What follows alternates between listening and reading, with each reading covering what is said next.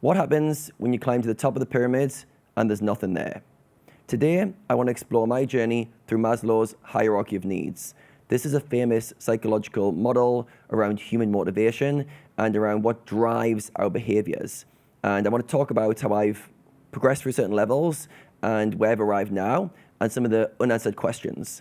I will then go into a different theory, which could hopefully give some insights to where I might be going wrong and to add some layers of depth there as well. All right, so first of all, this is Maslow's hierarchy of needs. It's 5 levels, and I'll talk through each of them in detail. So the first one is food, water, rest. This is basically survival needs. And if you look here, it's got physiological needs on the left-hand side. And this is where we spend a lot of our initial motivation. So this model is basically saying what drives behavior. And we always start at the bottom layer. So for me, this was definitely very true. Obviously, we all need to eat and support ourselves, but definitely you have survival needs to meet that. And this is often making money to keep a roof over your head, to feed yourself. My early days in Thailand as a poker player, all I cared about was paying the bills and having enough food on the table. I'm sure all you guys can relate to go for periods where you just need to cover that basic need. All right, once that's covered, you then go on to the next level. So he talks about how we're trying to work up this pyramid, and what motivates our behavior generally is the bottom layers. Once they're fulfilled, we can start to move up to the higher layers. All right, so the next one is security and stability.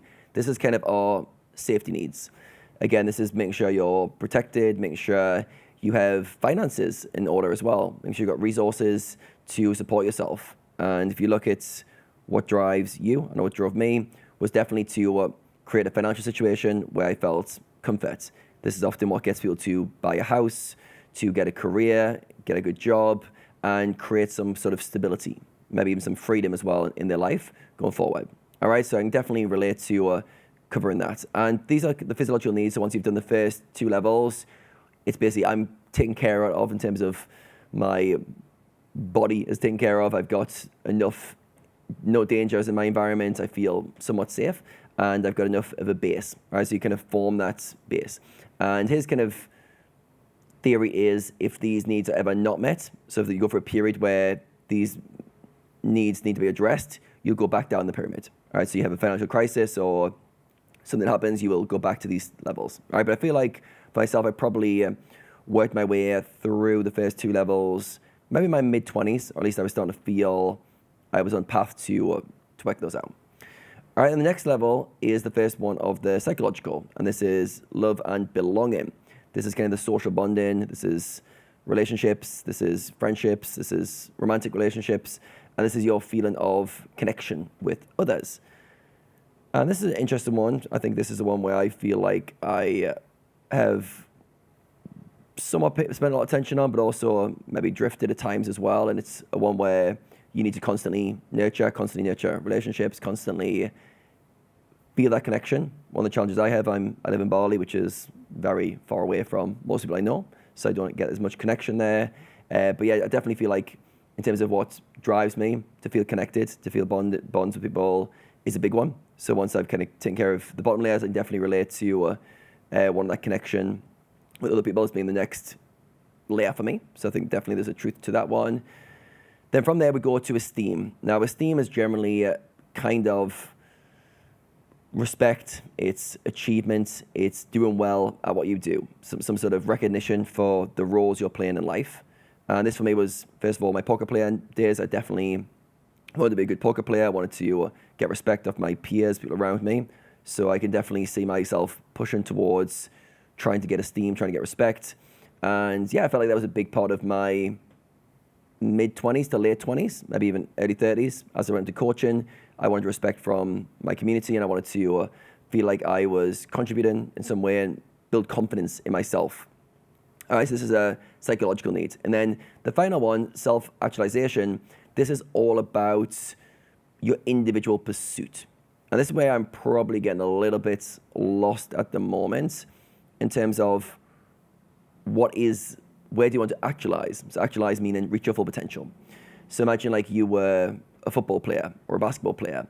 That path would be very obvious. You would just be the best version of you could be in that sport.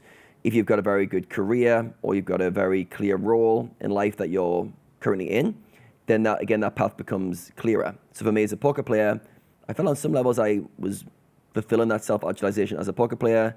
As a coach, I haven't really gravitated as much towards being the best version of myself, if I'm being honest with that one.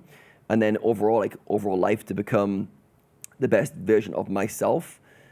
For me, that feels like there's a missing link in terms of what that would look like, in terms of where to direct that. Right? So on some levels, I feel like I should be towards this in between maybe fourth and the fifth tier.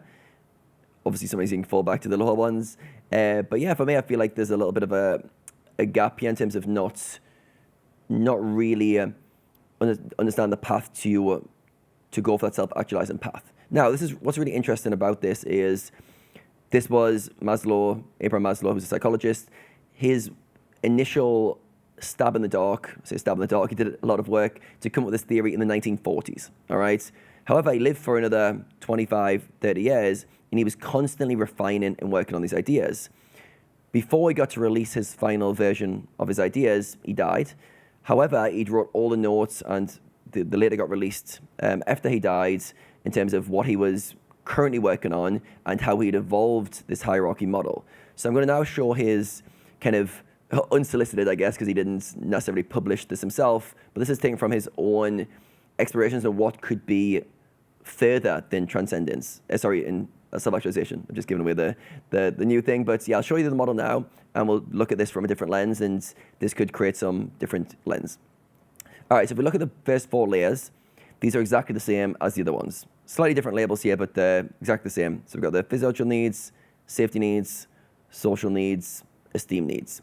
All right, now the difference here is they've been called deficiency needs. All right, so that when we're deficient in those, we want to push on. We want to kind of solve those, and they come from fear, inadequacy, not feeling enough, and we basically want to tick those off first.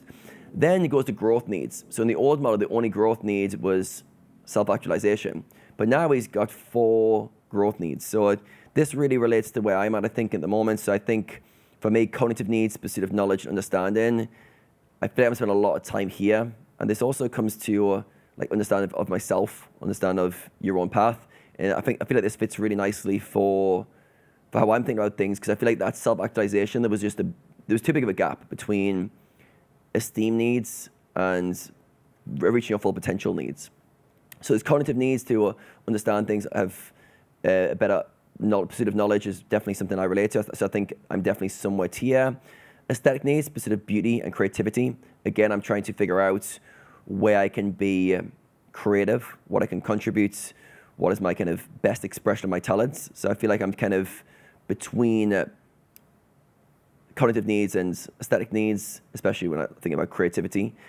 And then self-actualization, that kind of summarizes, if I think about it for myself, maybe cognitive needs and aesthetic needs, they come together with this kind of self-actualization model in terms of achieving your full potential. All right, so all of those are kind of you trying to be a better version of yourself, you trying to perform better, and yeah, I think I'm in these kind of 3 lower layers of the green growth needs now. However, this last level on top kind of changes everything. And this basically is where you go past self-driven needs. So if you look at cognitive needs, aesthetic, and self-actualization, they're all about you, trying to become a better version. However, self-transcendence is all about going beyond the self and living for other people, helping others was one there.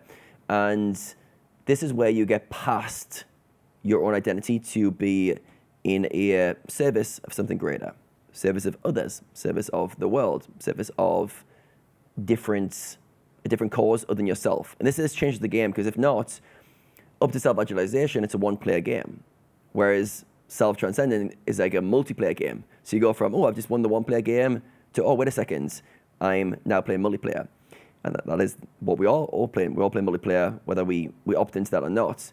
So this is a really interesting quote from Maslow. So this was taken from The Farther Reaches of Human Nature, which was published after he died, the year after, but it was based on his work.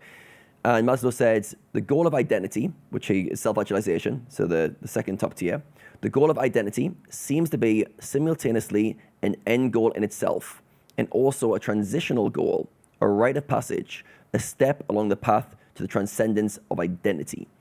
So what he's saying there is we need to go through these phases almost like just to get past them, to get past the identity model and transcend the identity. So this is obviously very high-level concepts in terms of if you're struggling at the lower layers. This just seems all like philosophy and strange ideas. But as you start to go on your own path and you start to figure out, you try to ask yourself what's meaningful for yourself, and you start to tick off the deficiency needs, you start to work your way through the growth needs, you start to see that this could be a very good model. All right, anytime I see a model of this nature, I always try to relate to myself, and I always try to remember the model is never rigid. So though these look like rigid models, there's an element of fluidity, there's an element of things that will be different for you as it kind of shows up. So for myself, I feel like I'm in these growth needs right now. I'm pursuing knowledge. I'm trying to find ways to be creative. I want to be the best version of myself, but I don't know where. And I'm feeling that there's a time where I'll need to get past my own identity, past my own self, to be in service of something greater. And I haven't got that yet. So it's one of those where you can't just like intellectually know, I need to transcend myself and become connected to something higher.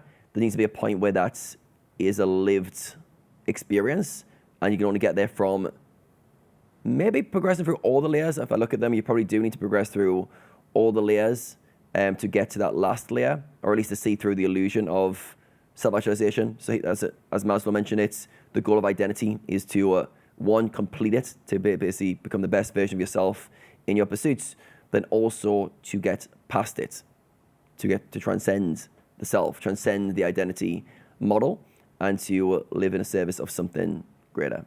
So yeah, let me know, guys, in the comments if you resonate with this video, which of the stages you feel that you're at, either in the first model or the second one. And yeah, be curious to know how you're trying to navigate your own search for meaning, and if this is in line with what you're currently thinking about, or if this has created a new layer. Let me know in the comments, and I'll see you in tomorrow's video.